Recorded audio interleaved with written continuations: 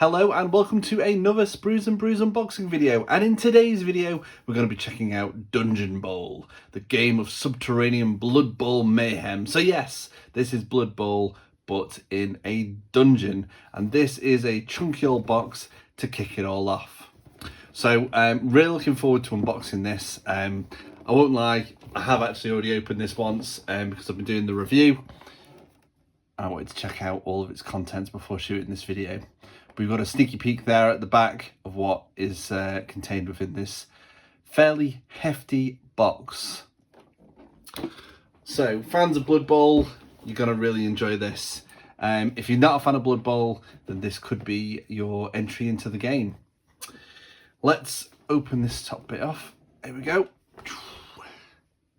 And the first thing that we are faced with are the Sprues. So, the first one that jumps out is all your Bloodball tokens. So if you play Blood Bowl, these are a must-have for your games because you've got your measurement rules for your kicks, you've got your throw-in markers, your random directions, and you've also got a token there as well. So that's integral to any game of Blood Bowl.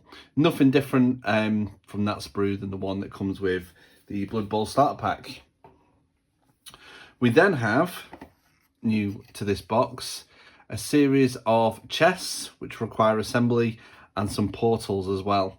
So for the rules for those, and the rules obviously for Dungeon Bowl are going to be later on in this box. But again, they're an important part to how this game plays.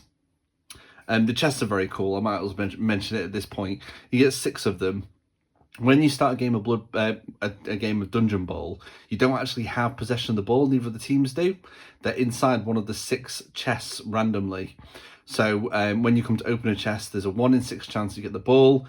Unfortunately, if you don't, then sort of magic explodes out the chest and knocks any players down that are in the vicinity of that chest. So that's really fun. That's a really cool gameplay mechanic. But we'll have a look at the rules later on in this video when we get down to them. We then get down to the players. So interestingly, they come in coloured sprues, these ones. So the College of Fire includes your Fire Slayers, your Dwarfs, and Ogres. So this one has all dwarves on it, on that sprue. And then in the same colour sprue, you've got your ogres here as well to make up your ogre side of the team. Each team comes with their unique tokens as well, which is cool. Again, nothing different from these than obviously the players that you would get in the full box. You've then got the College of Shadow. We've got the Skaven on this sprue. Looking forward to painting these guys. I'm loving the Skaven at the moment. I'm trying to get an Age of Sigmar force of them painted, but it does take a while when you've got so many clan rats to paint. And then we've got the Dark Elves on this sprue. Again, nothing different from these sprues, these models, than the ones that come in the full team for Blood Bowl. I believe they are going to be releasing the other College of Magics in separate boxes, or alternatively, you could make up your own team by buying the various team boxes from Blood Bowl. Again, we're going to go into kind of how the teams work when we get to the rules section of this video. We then have, quite popular in these big boxes, you have like a big piece of artwork. So that's the cover art. I love this artwork. Absolutely amazing. And wait till you see the artwork in the book as well. On the back of that, you've got a nice big advertisement for Blood Bowl. You've got the new starter box there for the 2nd season, which has got the Nobles against the Black Orcs. And then you've got some of the other teams there as well. Okay, so we come to the really tasty bit of the rules. Now, we're actually going to open this book in a moment once we've finished off the contents of the box. But check out the quality of that book. That is so nice. Again, love the artwork. We're going to come to that in a moment, but yeah, it's a very, very nice quality book. We then have 2 cheat sheets. So even if you're you played Blood Bowl before, these come in really, really handy. It goes through all your basics of like your activations, some of your like what you can do in those activations, your block actions, how they work, and then the back is a very quick sort of summary sheet of armor rolls, injury rolls, things like that. So really handy when you're in the middle of a game. And you get 2 of those, so one for you, one for your opponent. We then have the last bit of paperwork, the assembly instructions. So these make up the team as you see on the back of the box, and it covers all of the players from both teams. It also shows you how to build the chests as well. So that's all the paperwork. We then have this nice little bit of card here. So we lift this out. Here we go. We then have dice. So you've got various coloured dice there. Orange for your College of Fire, purple for your Shadow, and you've got some generic Bloodball dice in there as well. Bases for all your models, or slaughter bases. And then we have the tiles for the game, which include tokens as well. So you'll notice that each of these rooms look a bit different. And there's a reason for that, which we're going to see when we delve into the rulebook. Double-sided. So you've got these other rooms on the side there, different corridors, and you've also got these little doorways here as well. Move that one out of the way. We then have another tile. Flip that over. Again, double-sided with all these different rooms. They continue. All different so far.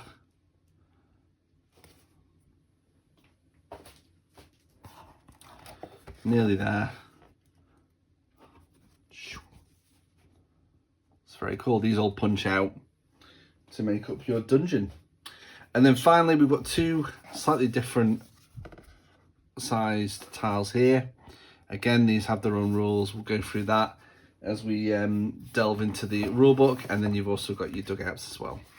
They're double-sided, but the same on both sides. And we've got another one there as well. Okay, so that is the contents of the box. I think it's time to delve into the rule book.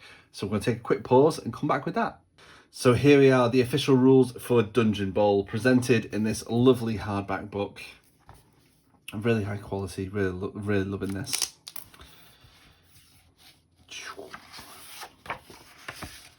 It keeps with the style of like the Spike magazines and the previous rule books for Blood Bowl. You've got your College of Fire there, the blazing axes there included in the box. Now, a lot of this book is explaining the rules of Blood Bowl, which is great because, you know, if you buy Dungeon Bowl and never played Blood Bowl before, then you're going to need to learn the rules, and they're all in here. Everything you'll need to play this game is all in this book. Now, when we were looking at the tiles, I mentioned that all those different tiles with sort of stuff going on meant something. They're all different kinds of rooms. You've got the curse room, sewer, the armory. These all have special rules, which we're going to go into shortly. You've got your larger rooms there as well. These are your Bloodball tokens, again explaining what they are. Rules and regulations. These are like your basic Blood Bowl rules.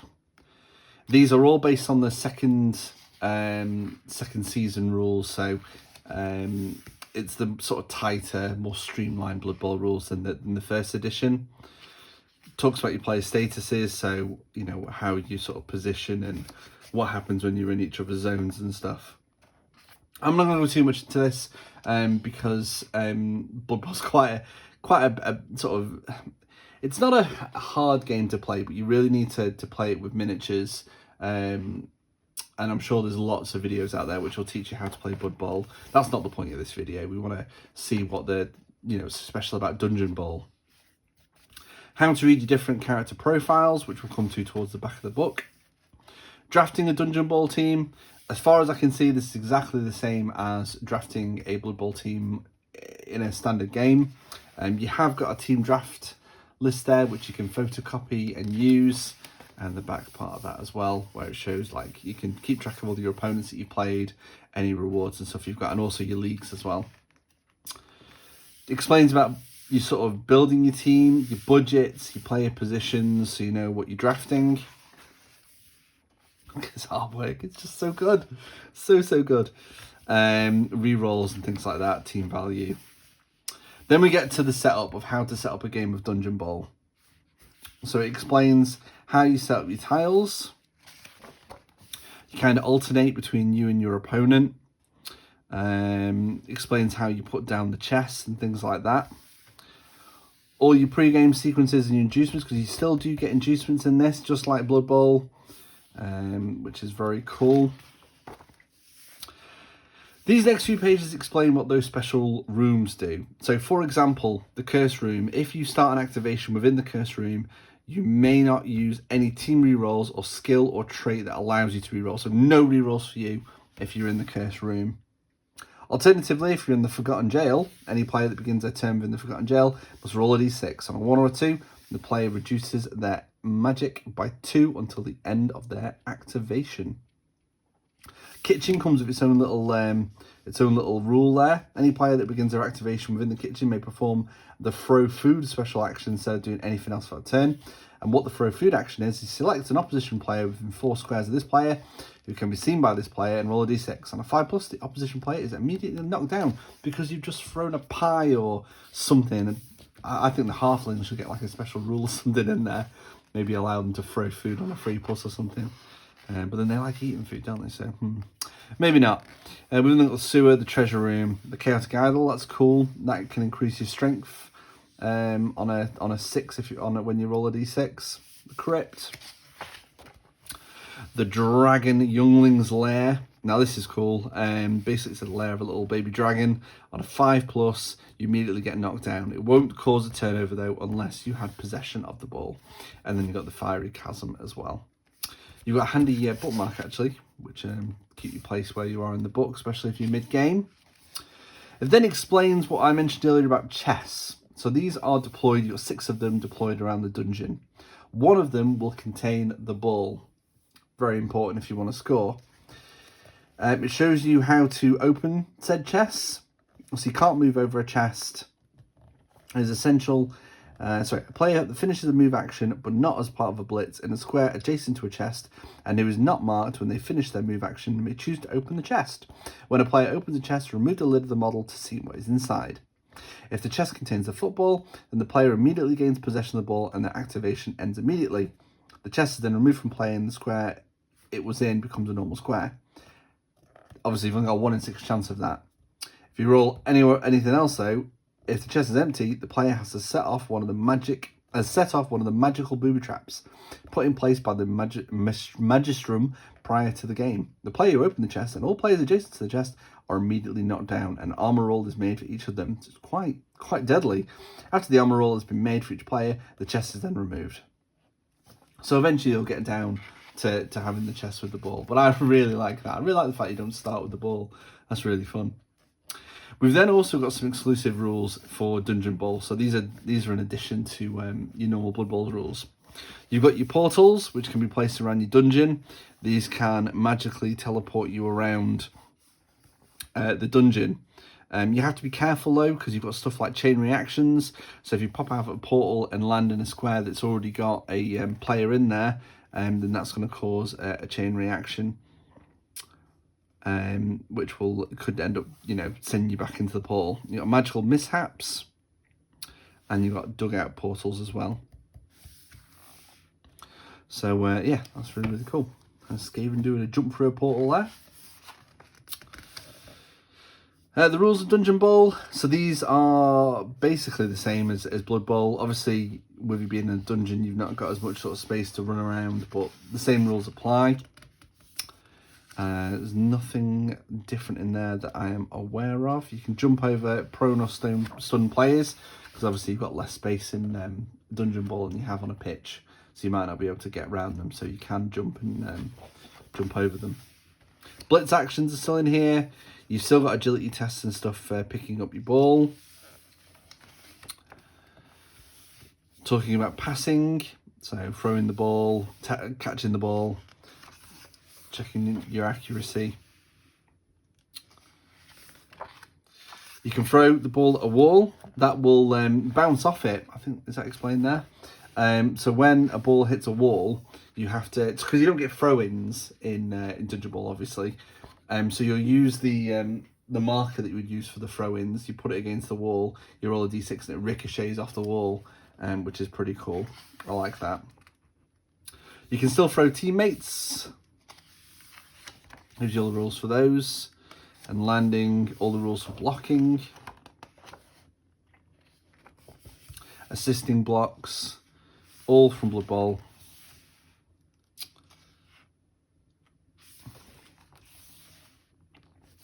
Then we've got your armor rolls and injuries. This explains how things can all go deadly wrong for you. This is cool. Magic Sponge. If a player has been KO'd and placed in the knockout box, it may seem there's no way for them to re-enter the game. In fact, in the early days of Dungeon Ball, this was the case, though it led to various complaints and criticisms. In response to this, the College of Magic pulled their resources in order to develop the Magic Sponge, an all-purpose magical item designed to revive those players that may have been left seeing stars. All Dungeon Ball teams are issued with a Magic Sponge at the start of the game. Once per turn, a coach may use this Magic Sponge to treat a KO player in the knockout box instead of teleporting a player into the dungeon. A player treated with the Magic Sponge is immediately removed from the knockout box and into the reserves. It's cool, so you get like a bring a guy back to life kind of thing, which is cool for free. You can still injure people whilst they're sort of stunned on the ground and cause fouls. Obviously, scoring is important. You can still score touchdowns. That's how you score in Dungeon Ball. And you explain how to sort of win the game and the time limits. And then you've got all your post-game stuff. So working out any funds that you've earned, any player advancements. You get, obviously, gold that you can spend on new players and on star players. Hiring, firing, preparing for the next fixture. And you've got all your skills and traits that you can unlock, or maybe you'll start with a lot of some of your sort of blockers and stuff will all start with certain abilities. These few pages explain what they are. So all your passing skills there, all your mutations, strength skills, traits, some Younglings there. Yeah. Take root. I know Jay's got a few tree men. Again, the artwork in here is absolutely brilliant. Love it. Would read a comic, in fact. Inducements, so these are bonuses you can get. Explains how much they cost. You've got some that are locked to certain colleges. So College of Heavens there, so like you can get a Celestial Wizard. Shadow, you can get Grey Wizard. If you want, just like Blood Bowl, you can have either one-off friendly games or exhibition games, or you can run a league. So again, this book explains exactly how you would do that. Talks about all the stuff that you can earn playing through your season. You've got exhibition rules there as well. So you've got like how you would draft your team for that.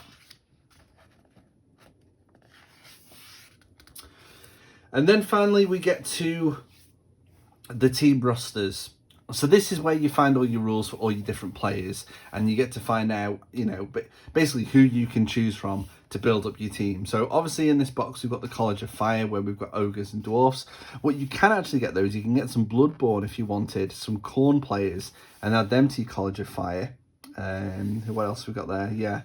So I think they're the only other ones you can get which aren't included in the box. So yeah, you can get some Khorne for those, if you should so wish. And it gives you all their stats, all their special abilities, and obviously how much they cost. College of Shadow is the other team that comes in this box. Skaven and Dark Elves. You can actually get hold of some Assassins if you wanted. And you can actually get you can take some Goblin Linemen as well, which is ace. I think Matt might be very interested in those. You got the College of Metal. So this is comprised of orcs, goblins, like got some Khorne players in there, human blitzers you can take. So quite a mix in that. College of Light. Of course, we've got some elves, we've got the Elven Union, and we've also got some Imperial players in there as well, some humans. College of Death. Zombie skeletons, wraiths, mummies, all of the undead, all of the time. College of Life, quite a few available for these. Halflings, wood elves. You've also got stuff like the Rot Spawn, Tree Man. Yeah, lots of options in for the College of Life. College of Beasts, you've got Beastmen, werewolves, pestigores, cornigores. Minotaurs, Croxagores, all of the Gores, Bloodspawn, they're all in that team. College of Heavens, again we've got some Seraphon, some Chameleons, some Nobles.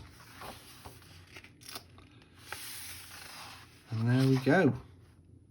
And then you've got some artwork there for the College of Shadow. So that was a very quick look through the book. Obviously I didn't go through all of the rules, things like that. But you kind of got a gist of how Dungeon Ball will play. So you've got a few extra rules on top of the ones normally you get in Blood Bowl, just to obviously meet what you're doing in the dungeons. All in all, really like this box. It's actually really fired me up to play a game of Blood Bowl. But first and foremost, I want to get a game of Dungeon Bowl done and dusted. Maybe we can get a video or something done for the website or a post. Speaking of, I have done a written review of this box as well, and the rules, they'll be found in the link in the YouTube description below over on spruesandbrews.com, where I go through the book in a little bit more detail than this video. And because it's set in a dungeon, it may appeal to more people that weren't interested in, you know, the standard sort of pictures and normal Blood Bowl. So yeah, it's definitely an interesting take on the game. I really like it. I can't wait to play it. I need to get my teams built. I think I'm going to paint the College of Fire first. And yeah, get some games under my belt. So that brings us to the end of this video. This game is now up for pre-order. If you pre-order through our Element Games links over on the website, that'd be very much appreciated. You'd be helping our website and saving yourself some pennies. Our thanks to Games Workshop for sending this box to us to review. We've actually got quite a lot of content going up this morning at the time this video has launched. We've got some Stormcast Dragons, we've got some Middle-earth, so make sure you check those out after this video. If you've enjoyed this video and all the other content that we do please subscribe, and do also check out spruesandbrews.com for more articles, news and reviews. Until next time, have a great time hobbying. I'll speak to you all again very soon. Bye!